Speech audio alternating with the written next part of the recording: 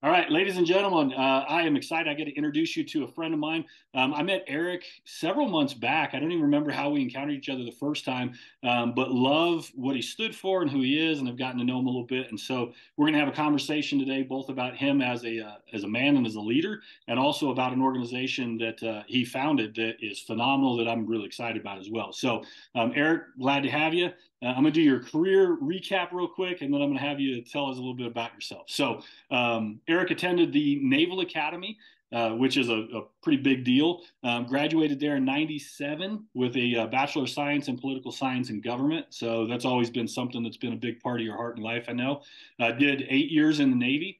And you kind of moved around a little bit in some of the stuff you did, which is cool. You were mission commander for the E2C platform, the AWACS, naval science instructor, and also a recruiting officer for the Naval Reserves for officers in 3 universities in Hampton Roads, which is cool. And then you and I were talking, we actually lived in Hampton Roads at the same time, which is really cool.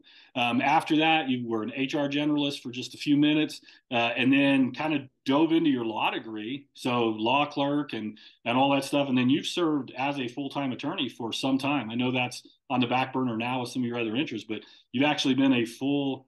How did you say it? You're a recovering attorney. Recovering attorney, no longer actively practicing, but still keep the license. All right, good. You've been a broker agent, so you've done some real estate stuff as well. And now the big thing that kind of consumes a lot of time is founder and chief operating officer for VPI, which we're going to talk about in a little bit. You got the sign in the back, which I love, Veterans for Political Innovation. So tell us a little bit about married kids, what you love, all that stuff, and then we'll jump into some questions. Yeah, thanks, Mike. Thanks so much for the conversation, and I admire and respect you as well and the good work you're doing. So we live in St. Louis, Missouri. I've been happily married now for almost 24 years. It's hard to Nice. believe. 3 kids, all teenagers, which you know, Mike, is a daily dose of humility. Yeah, buddy. And all the things we thought, we would be the parents that you couldn't pull the wool over our eyes. Yep. Technology is the X factor. So our kids are great. Two sons and a daughter in the middle. And yeah, I live here in St. Louis. I'm talking to you from my shed quarters out in our backyard. Nice. What are some of your hobbies? Some of the things you do for fun? Yeah, so I grew up playing a lot of racket sports, racquetball, tennis. I actually played squash at the Naval Academy, Okay. and then I got tired of making people making fun of me for playing a sport named after a vegetable, so moved on to something else. But yeah, so still enjoy like pickleball, racket sports. My son, one of my sons is really big into soccer and football, like watching those with him and fishing, biking, cycling. That's probably my personal favorite is Okay. mountain biking and cycling. Yeah, Nice. Well, see, I have to have you come out to Colorado, mountain bike in Colorado with me, man. I'm not I a would love biker, it. but I hike like crazy. So, well, let's jump in. I want to talk about first. I want to kind of focus on the leadership part because, I mean, you've had a really cool leadership experience. The Naval Academy does a tremendous job of developing leaders, and then you've kind of taken what they gave you and built on it as you've built different kind of practices and firms and businesses, and as you've influenced people. So, man, tell me about maybe one or two memorable moments you've had as a leader prior to VPI. I want the back half of the interview to be about VPI, but man, as a naval officer, as an attorney, what are one or two of your most memorable moments leading? Yeah, so I think as a young division officer, right, you get to your squadron and they tell you you're going to be in charge of 20, 25 men. Our squadron was all men at the time that I on the enlisted ranks was all men, and that's a pretty intimidating experience for right 23-year-old. And you can read the books and you can hear statements that sound good in theory, but then putting them to practice is completely different. And I think one of the things you learn really quickly as a young division officer is to rely on the senior enlisted, as you want to earn their trust, right? Mm. You want them to trust you, and there's no replacement to have for having a relationship of trust, right? So what can we do to build trust? I think as leaders, right? There's no replacement for that, and there's no quick way to build trust with people, right? You have to earn it by showing up when you say you're going to show up, by when you say yes, I'm going to do something, you follow through. When you say no, you don't.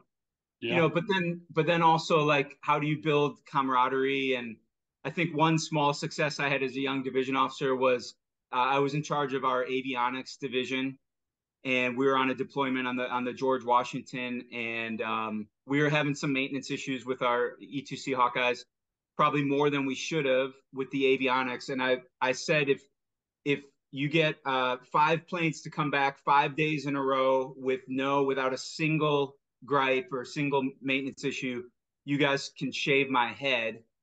And and it was enough of a challenge that they did it, and then they enjoyed shaving my head, and that was a good camaraderie, team building thing for everyone. That's awesome. I love the distinction you make too, right? Like you can do all the right leadership things, but culture is a part of leadership. And so if you Yeah, get all the right successes, but people hate it, you haven't really yeah, done well. And it's that balance. So that's really good. How about like one or two leadership principles that stood out to you along the way that you're like, hey, even today I still lean into these? yeah. I mean, the saying, and I think it said a lot, right? People don't care how much you know until they know how much you care. Yeah. Yeah. And there's no shortcut though for showing people that you genuinely care for their welfare more than you care about getting X, Y, and Z accomplished. I mean, yes, we need to get X, Y, and Z accomplished, but ultimately, I care about you as a human being even more than that. And that's just something you have to demonstrate, I think, through actions that a lot of times people won't even know that you did, right? Yeah, yeah. I love that though, the reminder that there's no shortcuts to it because I think it's easy to pick up a book and say, "Oh, I'm supposed to care," and then go mechanically care for your people, as opposed to going, "No, look, this is going to be raw and real and messy, and like that's Yeah. going to be the proof of it." Yes, and the whole idea of like coming from contribution. So during my time in real estate, I was affiliated with a brokerage called Keller Williams. Hmm. And the joke about Keller Williams is that it's a training company that happens to be in the real estate business because there's just so much training they have, and a lot of it, there's a lot of good principles, right? But like, and one of them is win or no deal, or come from contribution, right? Hmm. Those are good principles, but again, like putting them into practice, people know inherently when someone is just coming from contribution in order to get something in return, Right, right. right? Or when someone is genuinely giving to you because they care about you, is something completely different. Yeah, it's interesting because there's good sales practices, but people know when you're trying to sell them, and so it's like if the Yes. good practices are genuine, but when they're not Yes. genuine and people go, "Oh man, this doesn't feel good. I don't like how it feels," and that's that difference between being sold and actually having good sales practices. Yeah, Yeah. absolutely. And I think the mindset too that there is plenty to go around, right? And Oh like, yeah. just because I'm starting to do better doesn't mean that someone else has to be doing worse, right? Yeah. There's enough for all of us to rise together. And if you have that mentality, for me, like, there's no bad introduction or bad conversation to have with anyone because you never know where any interaction might lead. Right. So just treat everyone with dignity and respect, and and eventually everything's going to work out just fine. Yeah. And we'll get to the political stuff in a minute, but I love that for our country right now going, look, every conversation has the opportunity to be something good and special. Whether we agree or disagree is not the issue. And so when we quit having discussion, that's when we're in trouble. So we'll Yeah. get on that in a minute. But what's one skill you're still hoping to develop or develop better as a leader? Something that you're like, man, this is an area I'd like to grow because I think it would serve, my family, the other people around me better. Yeah, that's a great question. I think, and this is somewhat going to sound a little self-centered, right? I mentioned ahead of time that at some point down the road, I hope to run for office. Right. And for people who want to run for office, a big part of it is public speaking. Yeah. And there's many times where I've compared myself with other public speakers or orators who just have that charismatic gift where they have that voice or that charisma, that presence that I don't naturally feel like I have, right? And there's many times that I wish my voice was bigger or stronger or more compelling. And that too, though, I don't think it's something that can be manufactured. Right. Uh, but an area that I'd like to improve on is how do you motivate people with your words Yeah. into action, right? That actually leads to something tangible, as opposed to just hearing going in one ear and out the other, right? No, I love it. Well, and you think about it when you talk about public speaking, that's a great thing to grow. And I think they talk about it being one of the top two fears that people have. I Yeah, read one thing once, and I don't, it changes all the time, but they were saying that the fear of public speaking was greater than the fear of death. And I thought, wow, you'd yeah. rather die than speak publicly. And so people are like, absolutely, man. So to develop that ability would be awesome. That'd be a really cool thing. And I think sometimes it's challenging for people like me who I'm weird in that I actually enjoy public speaking, Yeah. but I don't always do the hard work of preparing, Mm. of really preparing, like thoughtfully, not maybe writing out every single word, but like what are the three themes that I want to touch Yeah. no matter what. Getting better at that and doing that, on the fly is something I'd like to improve on. Yeah, I love that. As a preacher for 27 years, I noticed that people either would just over rely on themselves or they would overstudy. And to find the middle ground where you're like, hey, you authentically can educatedly speak about something, but it's still just real natural. That's what we were always trying to work with people on. Because, man, I've seen guys, they've got every answer, but it's horrible to listen to them. And other Right. guys, you're like, man, you're fun to listen to, but you don't ever say anything. And so if you can hit that sweet spot, it's pretty good. Yeah. Well, so talk to me just in life. What are some of the big challenges, the big moments you've had that have been hard? Things Mm. that you go, man, this has been tough to work through. And I mean, what are a couple of those for you? Yeah. So, well, one thing we share, Mike, we're both people of faith, right? And for me, I did not start walking in faith or living that out until after college. Yeah. But in spite of, I had what I would call like a pretty superstitious, kind of shallow relationship with God throughout middle school, high school, those, right? Um, but for whatever reason, I felt like God made it really very clear that the Naval Academy was where I was supposed to go to school, Hmm. and it was at, one of the reasons I feel that way so strongly is because it was such an unusual decision. I didn't come from a military family. My parents didn't even know I was applying. I literally didn't realize that Annapolis and Indianapolis were two different cities until about my senior year of high school. That's awesome. But that it was so clear that like all the other doors that I wanted to open were closed and that one opened. So I walked through it, and that confidence that came with that meant that even though it was really hard and challenging and I had no idea what I'd gotten into, I really never looked back. Like I knew I was supposed to be there. But when it came time to figure out service selection, serving in the Marine Corps or the Navy, and what am I going to do in the Navy, I really had no idea there either. And the path was not clear. And for me, it was, I almost could have flipped a coin between naval aviation, being a naval flight officer, or becoming a surface warfare officer and driving ships. Yeah. Most of the men and women I went to flight school with had seen Top Gun, and they knew from that moment that they wanted to fly airplanes. And I was not that guy. And so I go down to Pensacola, and if I'm being really honest, I was barely hanging on for most of flight school. Hmm. And it was the first time in my life that I was really struggling at something. Everything else had come pretty naturally. And that those 2 years of flight training were some of the hardest years of my life. Yeah. Uh, and really have some good brothers in the faith to thank for helping carry me through that, and some of my classmates that I would like study with, who I just, if I could be 10% as smart as Randy or Jane, then maybe I can make it through. And I did just barely make it through. But yeah, so that was kind of one of the challenging periods Oh, of I my bet. life. Yeah, that's hard too, because when I know what to do, I can do all the hard things. But when I'm not sure Yes. what it is, that's where it's tough, right? Because like I'm like, man, if you tell me dig a hole and give me a shovel, I can figure that out, even if I'm sweating and dying. But if I don't know what to do, that seems like some of the hardest times in life. Yes. Yeah, because it always feels like there's a door, like maybe I went the wrong path and I should Right. just, and so at kind of the lowest point in flight school, I had told my flight instructor that I was planning on dropping out, DOR, and this was on a Friday afternoon. I was going through some really stressful personal challenges. I was really struggling. I would get sick almost every time I flew. Mm-hmm. And that wasn't, I had never gotten sick in a plane or a ship before. So that was something new. Maybe it was stress. I don't know.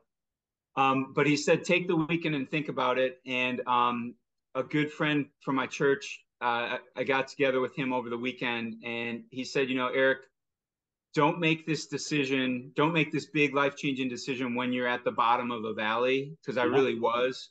He's like, get yourself back up to level ground.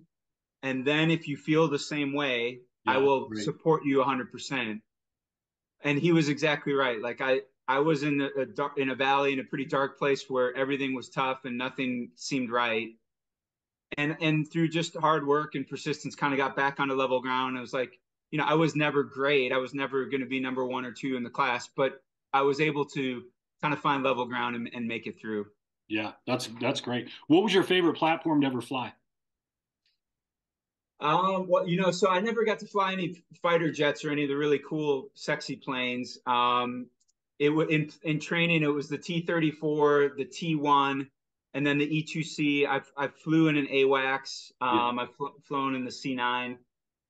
So the T-1 was probably the nicest. That's an Air Force trainer plane. It's Okay. like a Learjet. Makes sense if it's the Air Force, right? Yeah, right. They had the nice stuff. So yeah, that was pretty nice. And the AWACS was pretty amazing too, because that's like a crew of 20, whereas the E2C we were a crew of 5, Yeah. much smaller plane, not as many bells and whistles as Yeah. the Because the AWACS. AWACS, what's its equivalent size? Is it like a KC-135 or? 737, I believe, but Okay. don't quote me on that. Some aviation genius is gonna be like, I can't believe that old E2C You guy got it wrong. doesn't even know. I apologize. That's right. I have no clue. I was in the Air Force and I got no clue what any of them are. So, talk to me. And you mentioned a little bit. So, just whatever you're comfortable with. What place has faith played in your leadership and your growth and your development? Like how is that standing out? Because faith nowadays can be such a divisive thing in our in our communities and stuff. And but for you, like we've talked before, you're very open about your faith, but you're also not overbearing about it. Like, how have you found that balance? Because it's got to be tough. Yeah, um, and I do think everyone has to find their own genuine way, right, to live out their faith. And I had a pastor friend here in St. Louis who talked about it's human nature for us to want to measure someone else's weaknesses based on our strengths. Yeah. And we do that in the faith community all the time, right? Like someone might have a gift of evangelism or speaking, teaching. And because I don't have those gifts, I feel like, well, man, I'm never right. Yeah. But my gifts might be administrative or something completely different, right? And it's so like leaning into your gifts and allowing God to use those Yeah. to share, right? And I know sometimes people view it as a cop out. I'm trying to remember. You might be able to help me. The theologian who said, like, share your faith and, if necessary, use words. It Yeah. may So have been. it's attributed to Francis Assisi, That's whether he right. said it or not. That was one of the things. Yeah, and I subscribe to that. Although, like, are there times to be bolder, right? Yeah. But it's kind of like, man, if you're living what you say you believe, people will take notice, and at the right time, there will be an opening to have a conversation with someone who asks, like, Mike, why is it you seem like you do things differently, in this particular area? Why is that? And then you have an opening, and that's kind of how I've viewed, you know, sharing my faith with Yeah. other people. Well, I love, right? Because when you say that, it makes me think about, be bold in the way we love, be bold in the way we Yeah, talk, but never bully. And I think that's yeah, where people have gotten confused is they're like, bold is bullying. Like, well, the minute you get bullying with another person, you're no longer being bold as far as what I can understand boldness to be. Now you're being a jerk, And yeah, so, like, I do think there's times to stand up and just say, hey, this is what I boldly believe. But if you yep, do it well, there's always going to be that sense of dignity and respect in it, even if it's, hey, man, I don't agree with you. I think boldness always carries dignity with it. And I think you can see bullying because dignity is nowhere to be found in it. yeah. So I can see That's that. well. Yeah, Well, that's well before we said. jump into VPI, one more question I have for you. You're really good about the relationships in your life. You and I, we text every week. You know, we pray for each other. Hey, this is what's going on. This is what's going on in my life. When we talk, you talk about the people that have made a difference in your life, right? So you're a great example of you're not a self-made man. You're somebody who like you have self-determination, but you've invited other people in, and that's made you better, a better husband, a better leader, a better dad. So talk to me a little bit about how have you fostered those relationships and what made you understand that you needed them when so many of us go, I do this on my own. Yeah, and I don't know if um it's one of the gifts that I've just friends for me have always been like brothers. Um, and I have an active Marco Polo, you know, the video chat with my four closest friends from high school. Oh wow. And yeah, we share life together really intimately, and I love those guys. And then very close with there's five guys I'm very close with from college that Yeah. I stay in touch with, and you know we know each other really well. And then later in life, I had a mentor, a man named Jack Deere, and his summary of the two great commandments is all of life is about friendship with others and friendship with God. Oh, that's cool. And the friendship lens, it changes it from this like duty, have to, must do this, Right. because he says, what is it about a friend that makes you want to be with them? It's that you enjoy their company, Yeah. right? And so it's like, who do I enjoy doing life with, and how can we expand that, enjoyment, and invite other people into it? And Yeah. I don't know. So friendship has just been, for me, it's just like been a gift to get to enjoy. And to your point, Mike, I mean, like there's so many people that I have to thank for being where I am today. Like literally would not be here without the friends, without my wife, without like so many people who invested into my life. So yeah, I don't know. Well, and I love it because one of the things is as we get ready to talk about VPI is in the realm of politics, I've seen people who are very, very driven and they have good principles, good ideas, but they're not relationally connected. And the people that do have good relationships, there's a proof in that, I think, of the things you believe in when you go, hey, not only do you believe in them, but you have people around you who can tolerate you and who like you and who want to be with you. And I'm like, oh man, when you have principle and relationship together, I mean, that's like a powerful statement. And that's one of the things I really appreciate about you is that like you, and we'll jump into it here with VPI Veterans for Political Innovation, you like care deeply, but not so much that you leave a wake where there's nobody with you. Right. And so let's jump into VPI. I mean, like the questions we were talking about earlier that I'd love to have you address is what is it? What isn't it? Because I think that's just significant as what it is. Why Yeah. does it exist, and like what's your great hope for it? So maybe just however you want to do it, tell us what it is, and then maybe just okay, but it's not this, and then we'll go from there. Yeah. Thanks. Some great questions. And I think I'm going to actually start with what we are not, Okay, good. just to make it really crystal clear. We do not support or oppose candidates for public office. We don't support or oppose parties. Okay, We good. are truly nonpartisan in our mission. And our mission is mobilizing military veterans as advocates for election reforms that unlock competition. And through competition, through real competition in all of our elections, we will make politics work better for everyone. We will make our republic more truly representative, Yeah. and we will make our government more responsive to all of us, not just kind of this really small minority that participates in primary elections. That's really the politics industry only cares about the 6 to 8% of people that come out in partisan primary elections, and that's the problem we're trying to solve. That was good. I remember, so I went to one of the VPI kind of mixers and I didn't know what to expect. I was like, all right, cool. I go up there and there was a Republican and a Democrat. I mean, it was like a right wing and a left wing. And it was interesting because they understood this was like working together. It wasn't about either one of those parties, it wasn't about either one of those perspectives.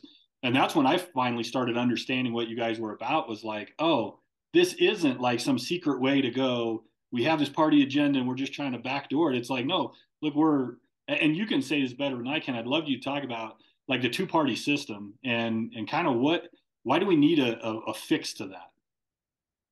Yeah, there's a lot there to unpack. So, and I really appreciate, Mike, that you shared that experience, because that's what we hope to embody.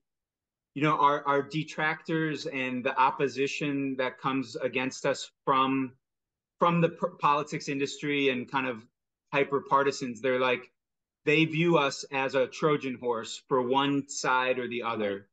If I'm in a red state, they think we're just doing this to get Democrats elected, which is the farthest thing from the truth. And if I'm in a blue state, they think we're doing this to get more moderates or more Republicans elected.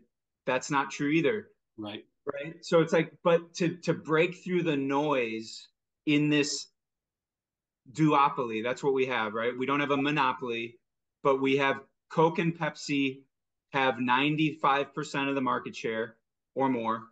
They write all the rules for who gets to participate and how, right? And it's a really unhealthy, anti-competitive industry that our founders warned us about. I mean, right, there's so many quotes from the founders, from John Adams to George Washington, about the dangerous negative impact of dividing into two private political parties who are gain seeking and self-centered. And that's what we have, is like, these are private organizations, which most people don't even realize, right? It's just, we're like, well, yeah, I mean, the first round of voting is controlled by the parties and people are okay with that. Why should private political parties control our public elections? right, And right. there's all sorts of things like this that we're just trying to draw attention to, that the system itself is the problem, Well, and the and talk to system. me about percentages because I know recently I was reading because I grew up in the America that was like okay well like half or one and half or the other and there's nobody in the middle and so there's no point in being an independent because you're always going to lose and I'm seeing stuff now that are saying hey there's a chance the majority of people are more independently minded than they are either one of these Yeah. others. We're being fed hey you're in part A Yes. or part B. Only the Yep. majority of people seem to be in the middle. I mean, can you speak to that because that's dumbfounding to me that we believe something that may not even be true statistically. Right. Yeah. So there was a poll, a Gallup poll came out, a week or two ago, that 49% of Americans self-identify as independent. Yeah, And that was the highest number ever recorded. And we've known for a long time that military veterans, 49% since 2018, 2019, self-describe as independent. I'm one of them. I've never joined either major party. I've never affiliated with either. I'm a true split ticket voter. I vote for the person, not the party. right, But here's what happens, Mike. The industry is controlled by the two major parties. The media is controlled by the two major parties, right? right, So immediately a poll like this comes out, and what happens? The talking heads on both sides scoff at it, and they tell us all the reasons why that's not true. right, Oh, they're just a bunch of leaners, or people don't want to tell you who they're really affiliated with, so they say they're independent. No, we're actually independent. right, In this, we're entering into a post-partisan era, but the media and the politics industry doesn't want us to get there because they're afraid it's going to shake up their power and control. right. So talk to me. So what does VPI do?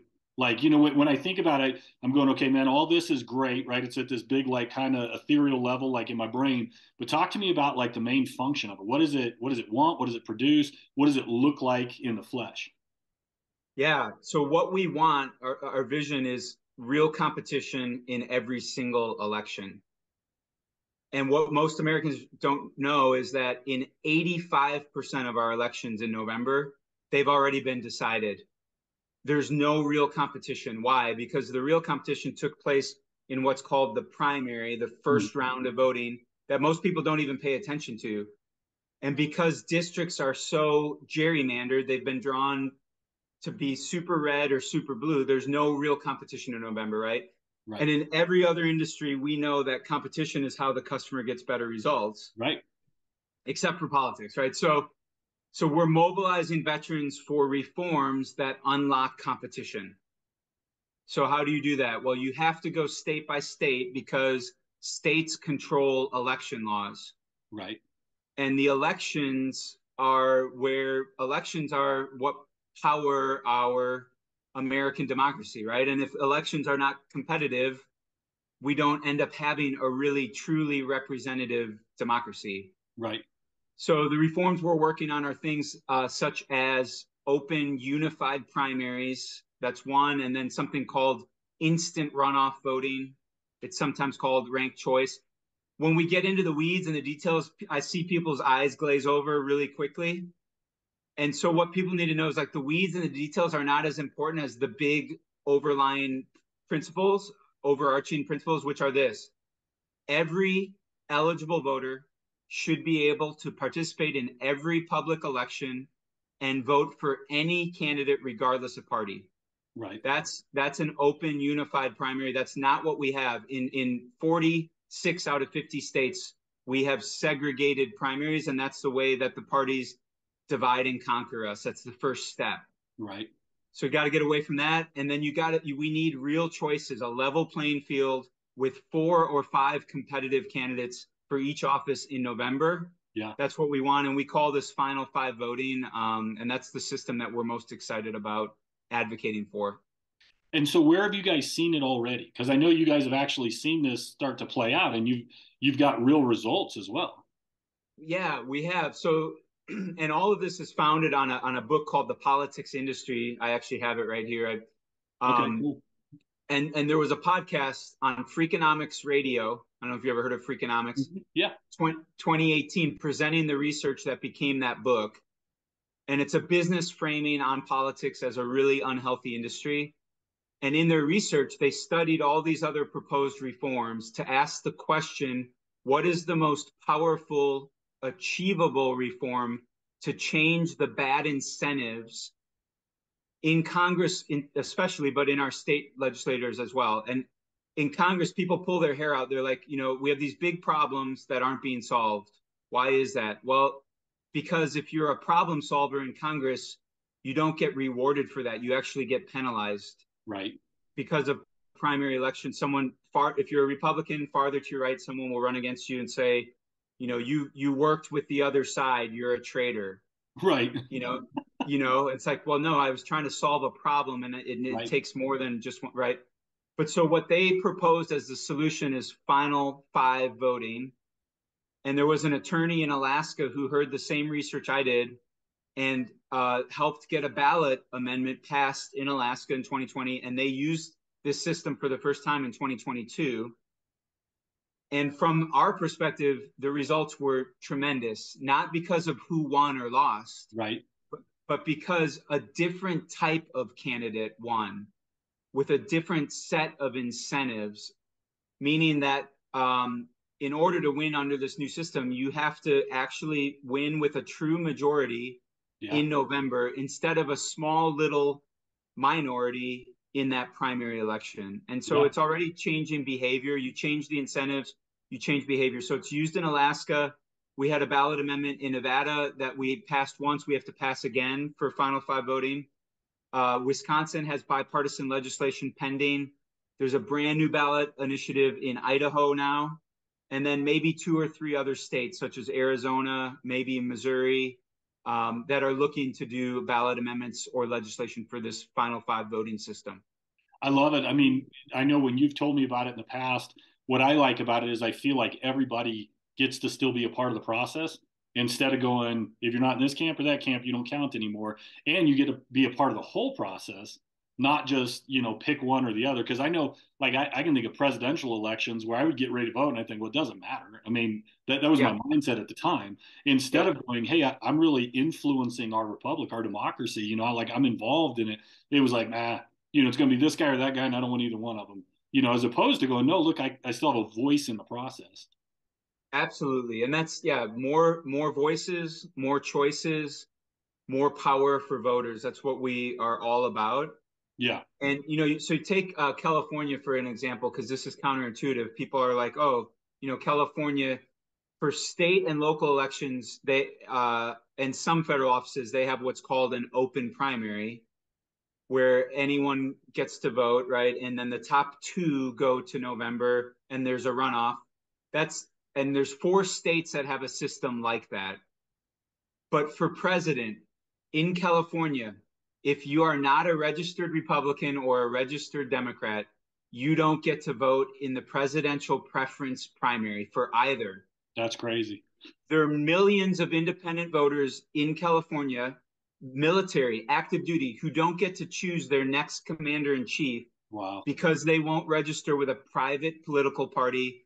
And yes, General George Washington is rolling over in his grave. Right. Because that would not be what they were intending from the beginning.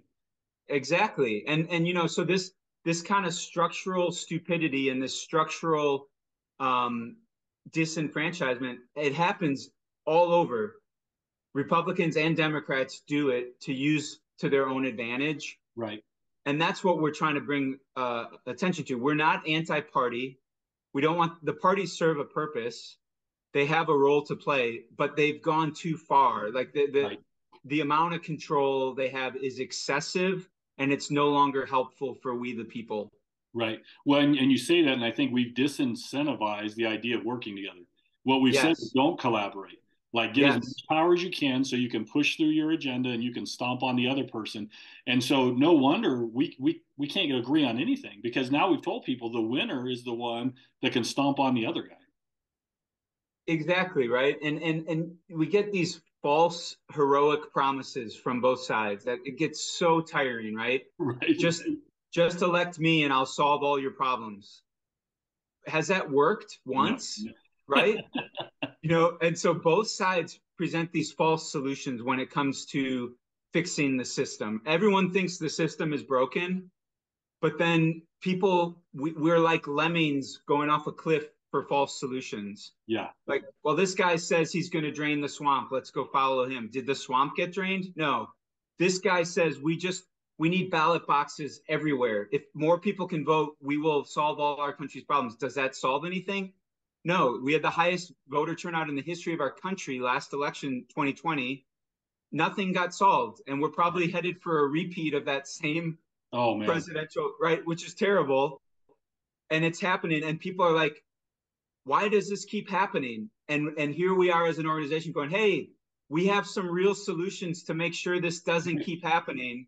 And both parties think we're the problem. They're like, oh, that those reformers, they're just working for Eric. He's a tool for George Soros, or he's a tool for so and so to get so. And like, no, we're doing this for the American people. Right.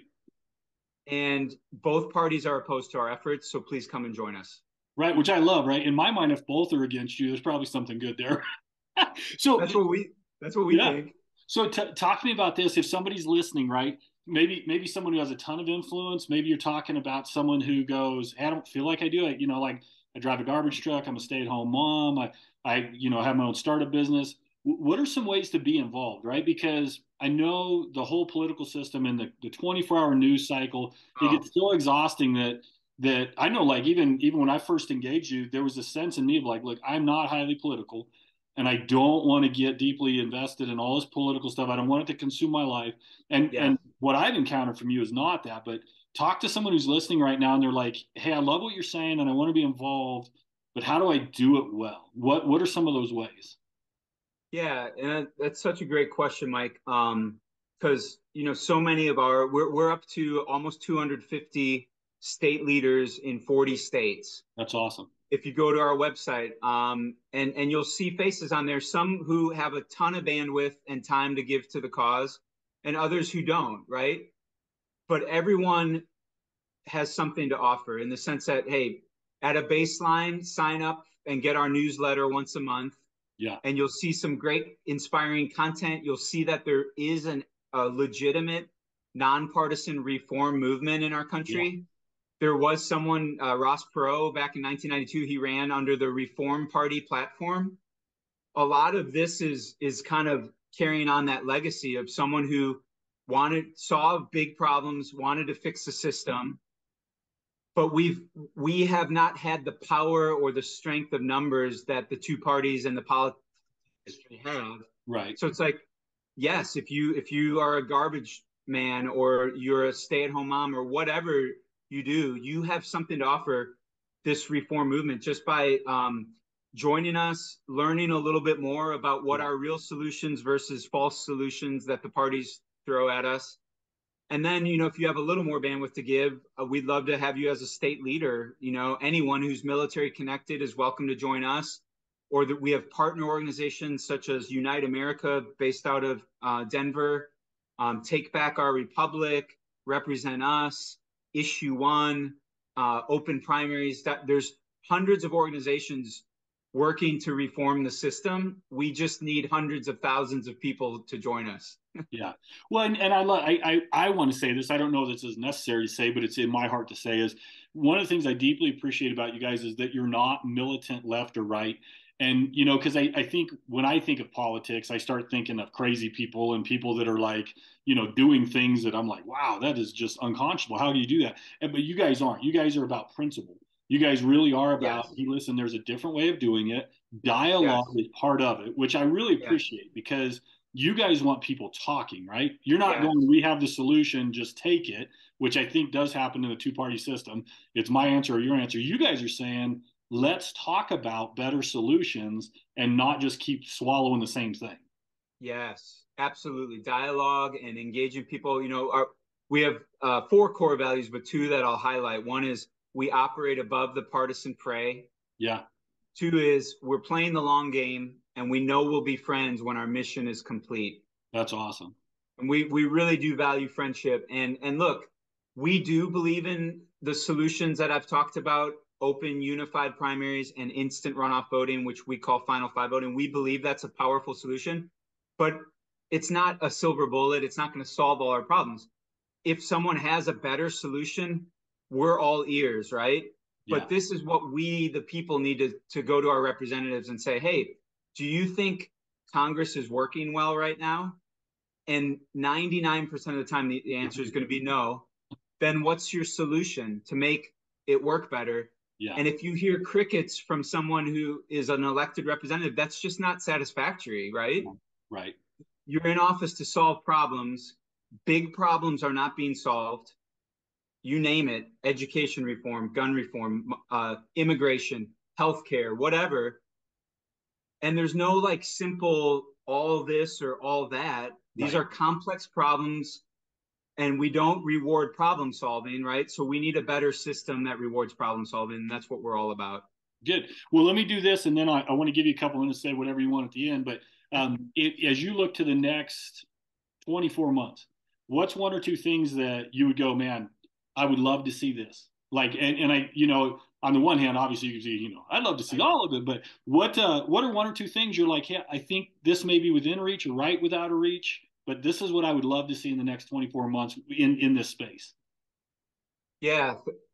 So in order for us to be successful as a reform movement, we have a proof of concept in Alaska, and we think that's a powerful system. And if anyone's willing to read past the headlines, because again, the parties, they use kind of the worst thing, and they say, well, this is why this system won't work, Right. right? And you got to read past, you got to read the full report. That the same Alaska voters who did nominate a Democrat for Congress, and oh, by the way, she was an outsider who was not the chosen candidate of the Democratic Party.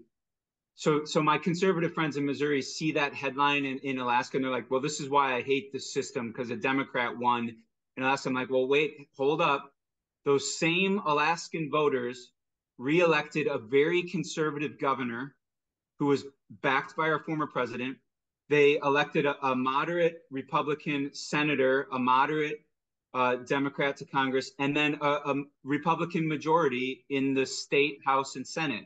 Right. So you can't just read one headline. So we have a proof of concept in Alaska that it is truly a better system, but we need to pass it in at least 5 more states in order for this to go nationwide. Okay. That's the trend from past movements, is that you need about 5 states and then it will become nationwide. So Nevada is the next most important state after defending the work in Alaska, because by the way, the folks who lost in Alaska, they're blaming the new system and they're trying to repeal the new system. Right. which is why my co-founder and I are traveling up there in 2 weeks to defend the good work up there. Nevada, we have to pass. Wisconsin we need to pass. And we need 2 or 3 other states. Maybe it's Idaho, maybe it's Arizona. So if we could get more veterans, more people on board in these key states, that's probably our biggest need right now. But we'd Yeah. also want to build this movement organically in all 50 states. Yeah. I love that though. And you know what I love about it, Eric, is what you didn't hear is I need this much money. I need you to donate. You stay true to who you are, and I'm sure that finances are a part of it, right? Like I mean, that's the oil in the machine sometimes. But I love that you care so much about the outcome that you're more concerned about the outcome than you are going, hey, we got to keep getting cash in here. So let me ask you this because some people will wonder: is there a way to support it financially? Yeah, so we are a 501c3 nonprofit community. We are truly nonpartisan. On our website, veteransforpoliticalinnovation.org, that's a mouthful. You can do v-pi.org. There's a button up on the top right, for take action or for donating. We definitely appreciate contributions of any level. I sometimes jokingly say, it's taken billions of dollars to make politics in our country so terrible. And it is going to take hundreds of millions of dollars to make this system work better. Yeah. It really will. I mean, because to pass a ballot amendment in Nevada costs $15 to $20 million, that's a lot, right? But how much does it cost for a U.S. Senate race? Right. It's like 4 to 5 times that, Yeah. right? For one U.S. Senate race. So we're talking, we can change the system permanently for about the quarter of a price to get someone elected to the U.S. Senate. And what does that end up fixing if they're serving inside of a broken system? Yeah. No, I love it. I love the contrast. I love the way of looking at it. Like, hey, these initiatives have a greater long-term impact and create partisan kind of like, hey, we can work on this stuff as opposed to we'll just pick the person you want and hope they win and they're in for 2, 4, 6 years, whatever. So that's great.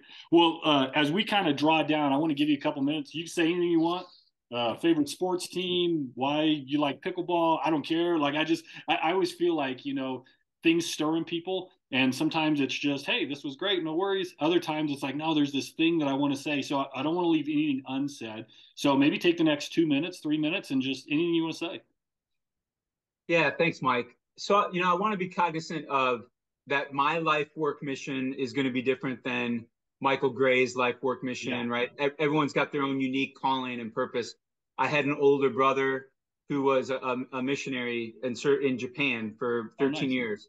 And he was super involved in working with internationals and serving and beautiful thing, right? And sometimes he would be really frustrated that a lot of Americans that he talked with weren't that passionate about serving internationals.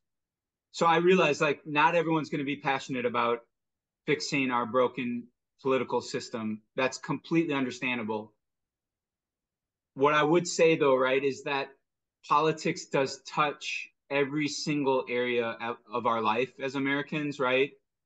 And we see every day kind of how a broken system really impacts us for the worse, Yeah. right? And how you have a lot of people manipulating a broken system for their own selfish ends, right? And it's not going to fix itself. Yeah. Congress is not going to enact term limits on themselves. They're not going Right. to, right? Like it is up to us. Like if we want things to be better, it's up to us to make it better. Yeah. So just like a passionate plea to say, I get it if if you don't want to engage, but if everyone can do a little bit, Yeah. it's going to make an impact. So what is that little thing that that someone who's listening can do to engage, whatever that is, take that step, get involved, not in a partisan way, but in a way that's really as a problem solver who is working to fix the system itself. Yeah. I think the easiest thing to have in our culture right now is an opinion and to do Yeah. nothing about it. And so to Yeah. actually say, hey, you know what? Let's go back to who we were as a country 50 years ago, where we were action people. We were like, hey, Yeah. what can I do instead of what do I think about it? Like, I think we have to think well, but if our thinking and our opinions don't lead to like significant action, then man, we're just like gas, right? We're just a bunch of emotion that doesn't go anywhere and doesn't produce anything. So I love that call to like, hey, listen, have your varied opinions. Just do something about it. Do Yeah. something and don't just complain, because we can keep saying it doesn't work, it doesn't work, it doesn't work until somebody, and that somebody's each one of us, decides to do something. Then we're willing to tolerate what we have. And I think most of us are like, hey, I don't want to tolerate it anymore. Then take Yeah. action, just take the right action. So I love that. Take the right action, take action that's unifying and that will actually solve Yeah. problems, right? And those are not the things you're going to hear from talking heads or from people on Twitter, or right? And that's really, as a community, we are solutions oriented, we're friendship oriented, and it's like the question we want to ask elected officials is, what's your solution? Yeah. Yeah. What's your solution? And not having an answer is not, it's just not okay. Well, and I love the idea of giving up on silver bullets. We're not going to Yeah. find that one candidate that figures it out. It's going to be as a nation. That's how we started, was as a nation. We came together and we said, this is what we want. And I think we've gotten way far away from that, where we're like, no, we're just going to find the rock star, and that rock star is going to fix it. And it's just that whole thing, the influencer thing is just nonsense. Like, we're going to fix it as a country. Absolutely. And then one more thing I want to bring up is like this, the idea of our states being laboratories of democracy. Yeah. Let's let them actually be that. What's happening right now, Mike, is these reforms are being demonized, Yeah. and the disinformation is spinning in overdrive, particularly about ranked choice voting in red states. There's this misnomer that it's a Trojan horse to get Democrats elected. It's just not true. Like, if we had ranked choice voting for the 1992 presidential election, uh, it's very likely that George H.W. Bush would have won that election, right? So it doesn't benefit, Right.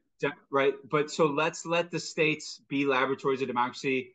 There's no reason to preemptively ban. This is happening in states around the country. They're banning the use of ranked choice voting as if it's some kind of Right. tool of the devil, right? And it's like, no, countries like Ireland and Australia have used it for over 100 years. Yeah. In Ireland, they count the votes by hand using a ranked choice system. It's like all these things you'll hear in the press about it are just not true. Yeah. But it's up to us again to dig a couple layers deeper and find out what is really intellectually honest. Yeah. That's good though. I think that's a good principle for all of life, is go past the headline. Yeah. Right? Because the headline's Yep. just supposed to evoke an emotion. That's all it's Yep. supposed to do. Go actually read and do your homework, and then figure out what you can do. I love that. Yeah. So, well, Go good. I past the appreciate you headlines. spending the time with me, man. I think what you're doing is amazing. We interact on a weekly basis, and I do pray for you, because I think that what you're doing is going to have a significant impact on who we are as a nation. And I mean, I think it's that big, right? Like, as people go, hey, we could do it differently. While I'm not a Christian that's like, oh, America needs to be a Christian nation. And I think we need to have Christians in our nation. But I look and go, man, we can have a political system that works. And when we Yeah. do, we get our place back in the world, which is a place of positive influence where we can actually help other people. And so I absolutely love what you're doing, and want to keep cheering you along all along the way. Thanks, Mike. Yeah, you've been a true friend and brother and a prayer warrior, and I really appreciate you. Right on, buddy. All right. Thanks for being on, Eric. Thank you.